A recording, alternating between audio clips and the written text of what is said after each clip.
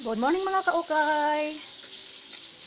Our menu for today is, yan, magluluto ako ng galonggong, ang pangbansang isda.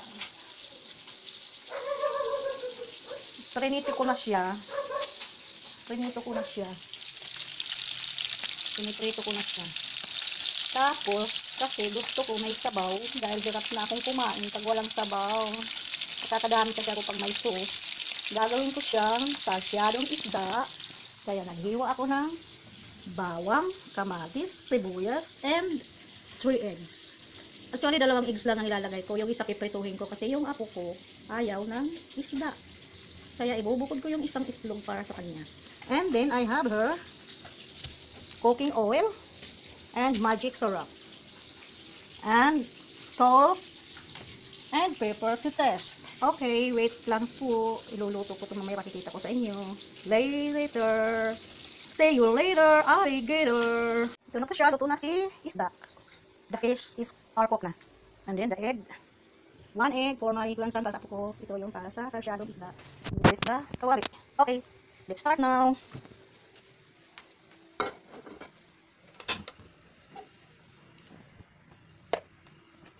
And then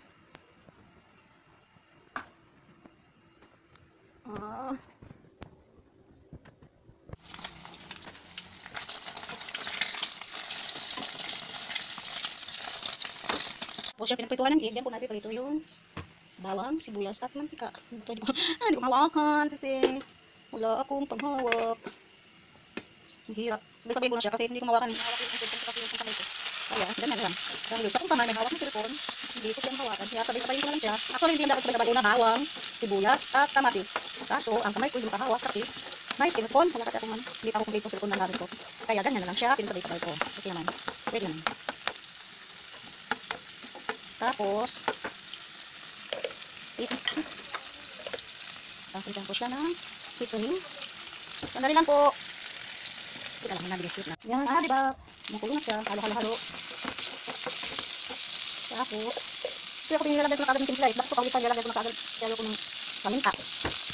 Salt and paminta, magic. Wala kasi akong notin. Dapat notin ko gamitin ko. Wala. Magic sarap na lang. And then, lagyan mo siya ng water. Ang cup na tubig. Isang cup na tubig. Hindi ko na muna siya nilalagyan ng asin kasi baka umalat gawa ng yung prito kasi ni asin na yun. Tapos, yan po, kumukulo na po siya. Yan, medyo namu ko yung itlog kasi hindi ko masyadong halo dahil may bumili sa akin sa tindahan. Iniwan ko, pero okay lang. Okay lang yan siya. Okay lang lasa niya. Templado na siya with salt and pepper. Kunting salt and pepper. Kunting salt lang nilagay ko kasi yung prito, mamaya lalagay ko. Maalat na yun dahil nilagyan ko na yung asin ng pinirito ko. Lalagay ko na siya, yung isda. Si pritong isda. Yan na siya. Nilagay ko na siya. Yan, diba? Okay, pasabaw na siya. Ganyan lang yan. Sarsyadong isda. Fish sarsyado. In English. In Tagalog. In English, fish sarsyado with egg. A fish with egg is a fish sarsyado with sauce. Tomato sauce. Ay, ano?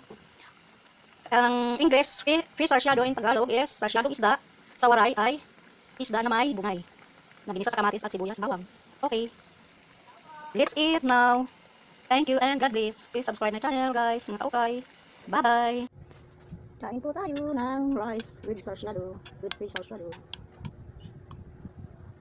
Mahalian ko po. Ito yung niluto ko kanina.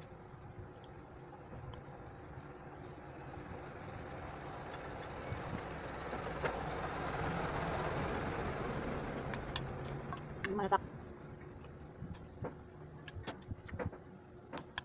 Dito na ako kumakain sa tindahan kasi ilang bantay man siya ko.